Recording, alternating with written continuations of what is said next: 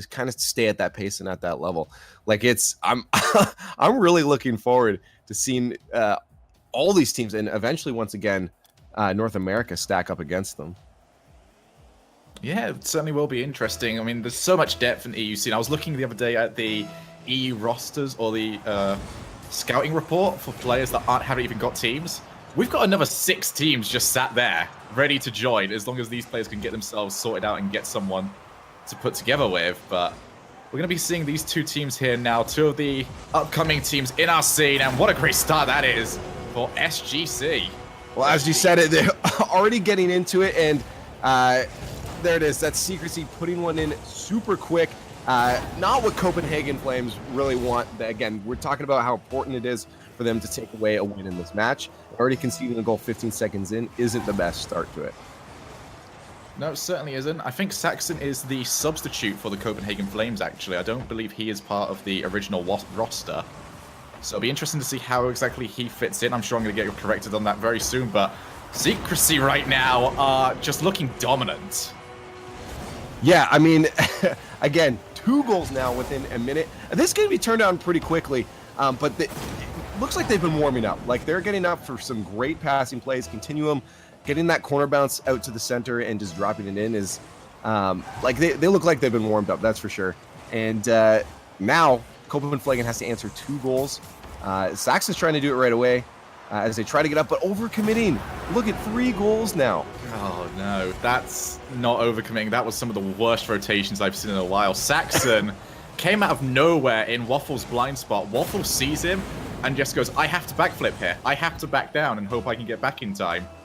Just completely no communication involved in that play, and that has cost them huge in this first 40 seconds of this matchup. They are already 3-0 down. Hey, I mean, I've seen teams do it before.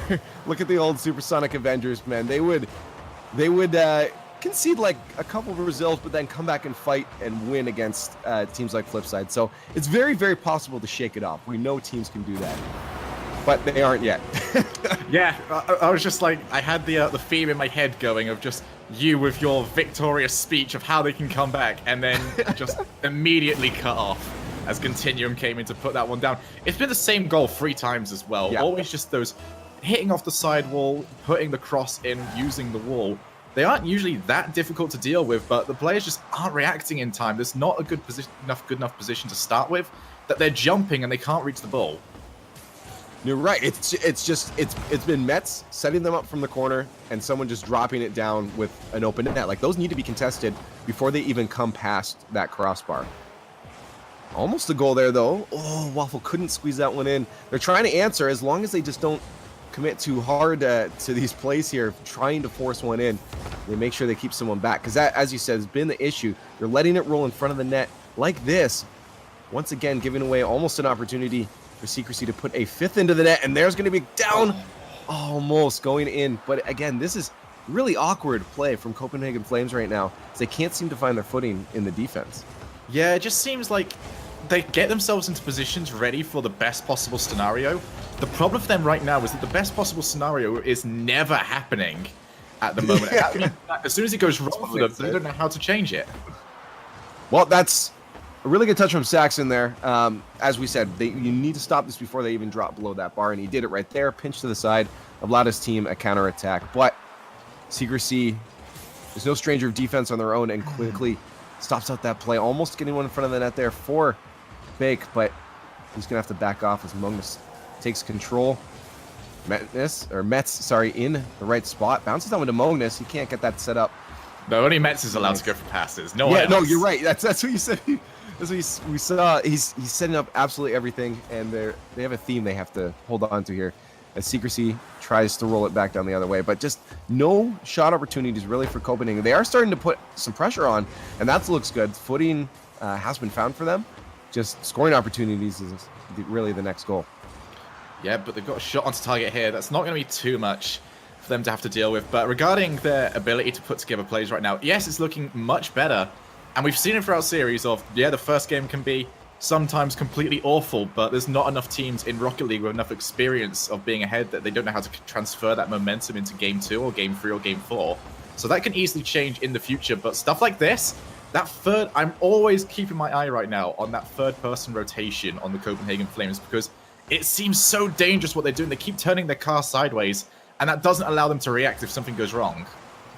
Well, you're absolutely right. I mean, when you're either the opponents have possession and you're being pushed towards your own end, you can't be perpendicular, I guess it would be, to their direction. That's just going to put you in a really awkward spot because changing momentum is just really difficult in that situation.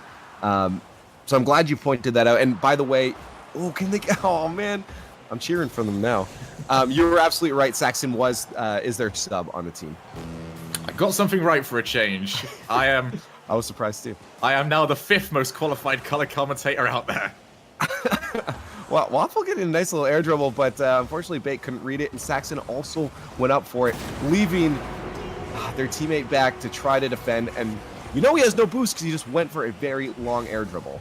Yeah, Waffle sees Saxon with the miss and just immediately goes, oh no! He just tries to sprint his way back, but he's got his car turned backwards to the ball. That means that pass can go completely uncontested because he can't reverse to try and intercept it. There's nothing he can really do that. Are we going to see a fake kickoff?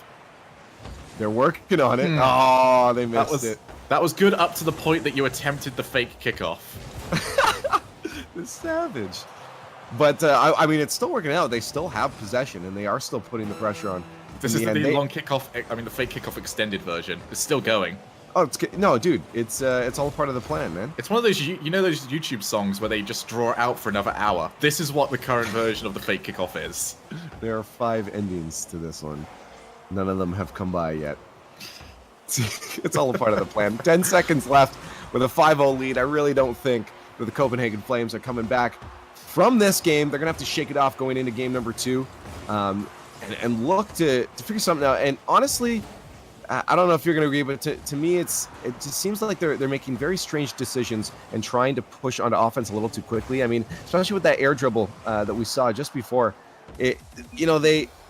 They had 2 people push forward when they know that guy trying to get that pass out had no boost left. Being aware of those situations and communicating with your teammates what's going on is going to be, it's so important, and it shows right there. Because it was just awkward throwing 2 people just into the mix like that. I think I'm going to try and ignore the first 40 seconds of that matchup, of my analysis of this just there. Because that was what that was, but they seemed better towards the end of that match. It just seems right now like we're seeing a lack of familiarity